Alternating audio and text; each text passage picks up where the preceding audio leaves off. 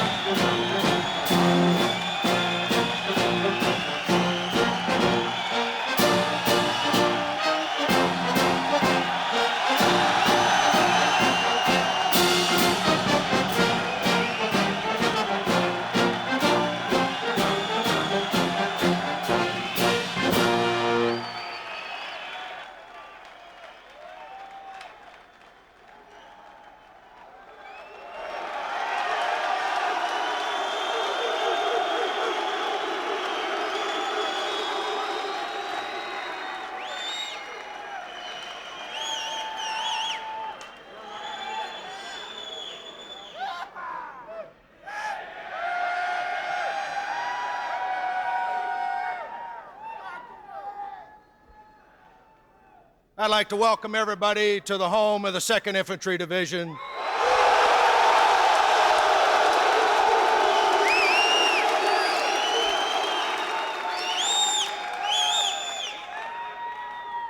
My first privilege is to introduce a 24-year-old non-commissioned officer who represents not only the very best of this great division, but the very best of America.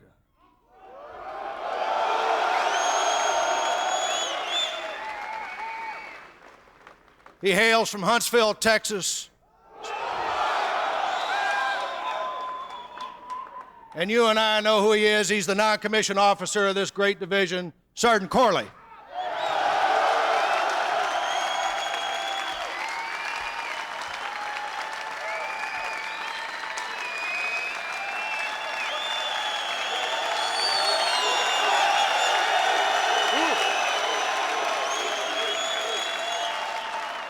Mr. President, on behalf of all your soldiers in the 2nd Infantry Division, this time I'd like to present to you this tomahawk.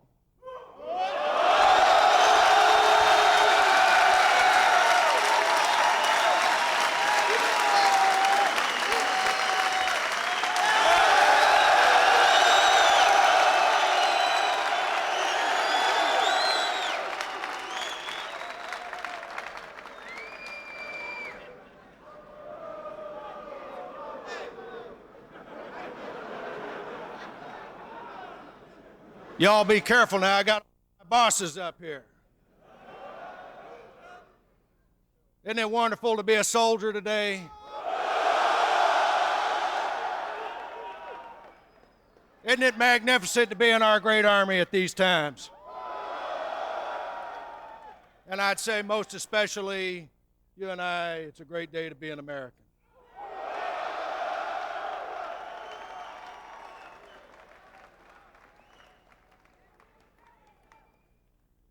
Our Commander-in-Chief has joined us here today, and I would say to continue his commitment, a commitment for a peaceful world, and support his soldiers.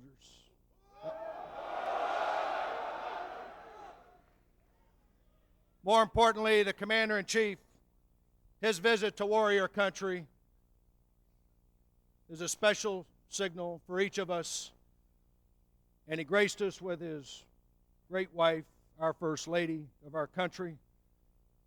A message clearly sent for their support to what we do day in and day out, both home and abroad.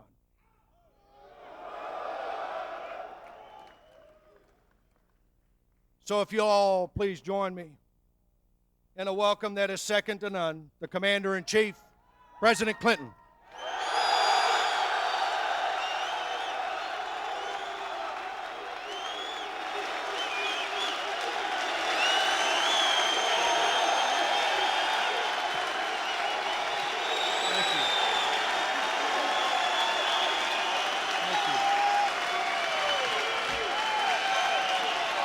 Thank you.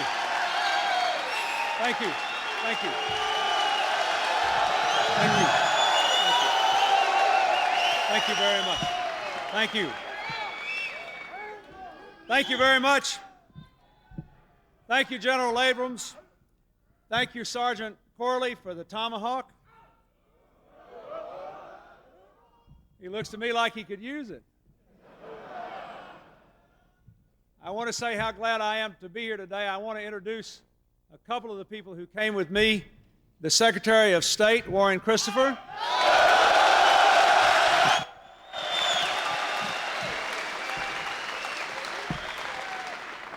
Your Secretary of Defense, Les Aspin.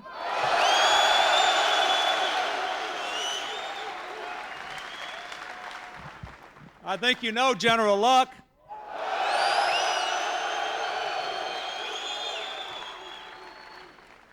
And I thank you already for the welcome to me and to my wife, the First Lady. I'm glad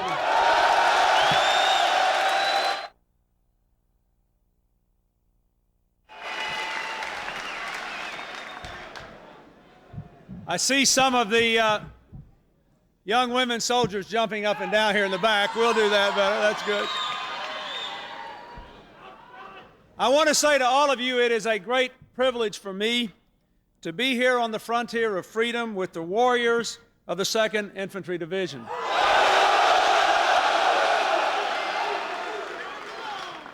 You are a very critical part of the finest armed forces the world has ever seen.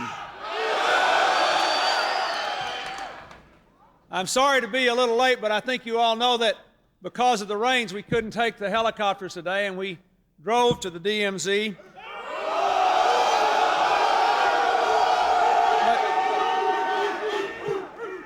It was the first opportunity I had ever had to be along the DMZ, and I understand that I was in a more forward position than any president had been before. When I stood on the bridge of no return and looked over with my binoculars at those young North Korean soldiers, I thought to myself, I wish they were free to walk across this bridge and be with us in peace and freedom, and because of you, someday they will be, because of you.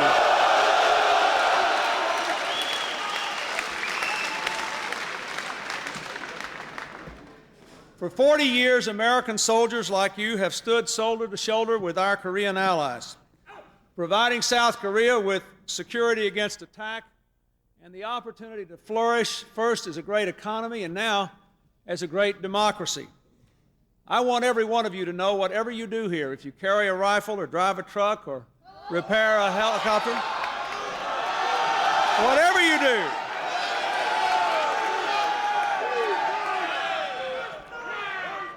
whatever you do, your work is vital, and I admire your service. And believe it or not, so do millions of Americans you will never see or meet who do not know your names and may not even know exactly what you do. All of them know they live a little freer and a little better because of you and your sacrifice and your service.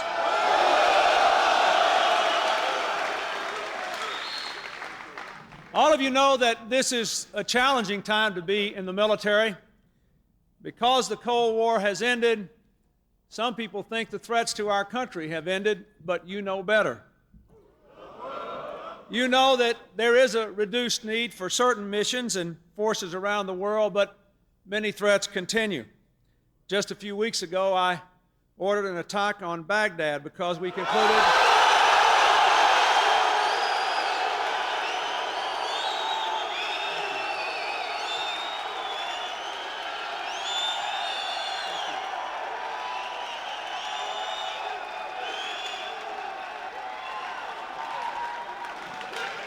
and you know why. Because we concluded that Iraq had staged a plot to assassinate former President Bush while he was in Kuwait.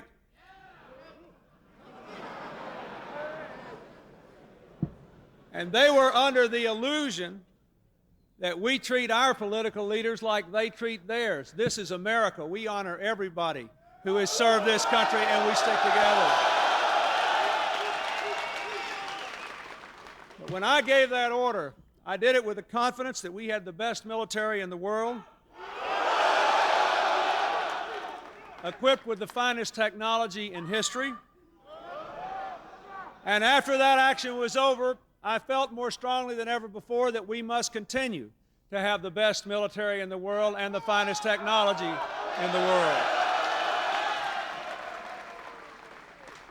For 6 years now, force levels have been lowered, budgets have been reduced, bases have been closed. These changes are unsettling and difficult, but I tell you that still we must maintain our readiness, and we must make these cutbacks gradually and with a real feeling for the men and women who have won the Cold War and deserve their country's best efforts to help them maintain successful lives. And even in this time of transition, we must remember that we have to show foresight and caution in reducing our defenses. North Korea's stubborn refusal in recent months to fully comply with the requirements of the Nuclear Non-Proliferation Agreement is the most urgent example of this. And in this new round of military cuts, I know that you all noticed, no cuts were made in troop levels in Korea or Japan, and we beefed up our naval presence in the Pacific because that is what the national security requires. You know, too many times in the past, in the absence of an overpowering threat, our country has forgotten just how badly we need people like you with the morale and energy and vigor and determination that you're all demonstrating today. In 1945, before any of you were born, we won the Second World War, and just 5 short years later, we were involved in another conflict here in Korea. But by then, we had diminished our strength so much that we entered the conflict inadequately prepared, without enough equipment or training, without enough strength. We must not ever make that mistake again.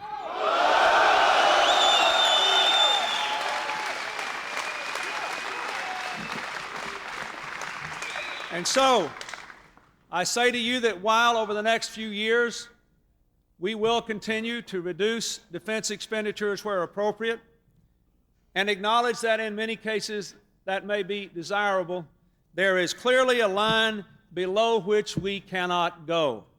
Our armed forces must still be able to fight and win on a moment's notice. And let me make this last point.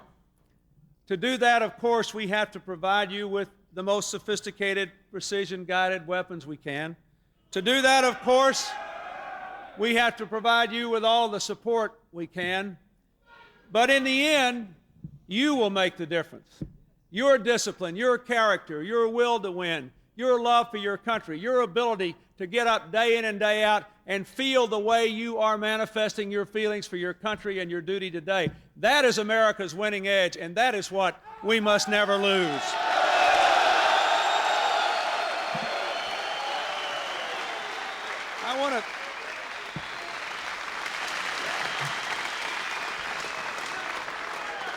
Let me say in closing, I know that what you do is difficult and sometimes dangerous and often very lonely. You're a long way from home. When I was up on the DMZ, I met 3 people from my home state, a long way from home. You too? And I want all of you to know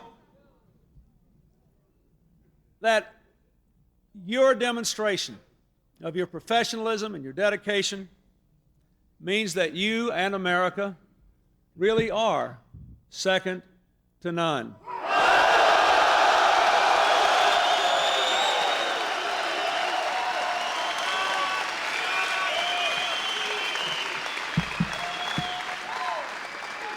What I want you also to know is that I can see from my perspective sometimes something you may not be able to see, and that is these pictures of you here saying what you're saying, doing what you're doing, being who you are, give great pause to the enemies of freedom and great heart to our allies and to all the American people. Thank you, and God bless you all. Thank you.